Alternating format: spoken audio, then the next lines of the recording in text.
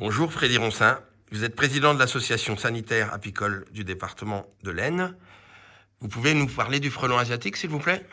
Alors, le frelon asiatique a été vu dans l'Aisne pour la première fois vers 2013.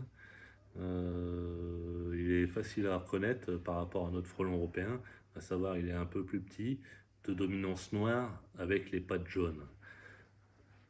D'accord. Alors, est-ce que vous pouvez nous expliquer les problématiques que l'espèce frelon asiatique pose dans le département et partout en France plus généralement?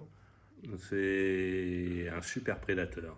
En tant qu'apiculteur, on est doublement concerné, à savoir sur les 11 kg d'insectes qu'il avale chaque année, et il y a 40% d'abeilles. Le restant fait partie de l'entomofaune générale. Il a une grosse appétence pour les insectes sociaux, vu que c'est facile pour lui de prédater. D'accord. Donc du coup, dans le département de l'Aisne, il y a une politique de gestion pour lutter contre cette problématique? Alors, grâce à la fédération de chasse, depuis l'année dernière, on a distribution de bouchons pour constituer des pièges bouteilles. Il s'adapte très simplement sur une bouteille. Pour rendre le piège sélectif, il faut un peu améliorer le système quand même. À savoir, percer des trous d'un diamètre de 6 mm sur toute la hauteur de la bouteille et mettre un système anti-noyade au fond de la bouteille. Ça peut être une éponge, ça peut être des brindilles, des billes d'argile. L'essentiel étant que ça dépasse du liquide à pas. Ça, c'est pour protéger les autres espèces qui viendraient éventuellement rentrer dans le piège. Exactement. D'accord. Et dans ce piège, pour attirer les frelons, comment on procède? Alors, au printemps, le frelon asiatique à pattes jaunes va avoir besoin de sucre pour développer sa colonie. Donc, on va utiliser un mélange à base de vin blanc, de sirop de fruits rouges et de bière brune. Un tiers de chaque. C'est très simple.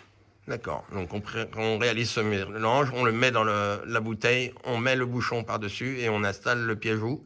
Dans l'idéal, à 2 mètres de hauteur, hors de portée des enfants, et pas en plein soleil. Parce que si on met en plein soleil, les insectes autres qui vont être prisonniers, même si c'est que quelques minutes, risquent de prendre un coup de chaud.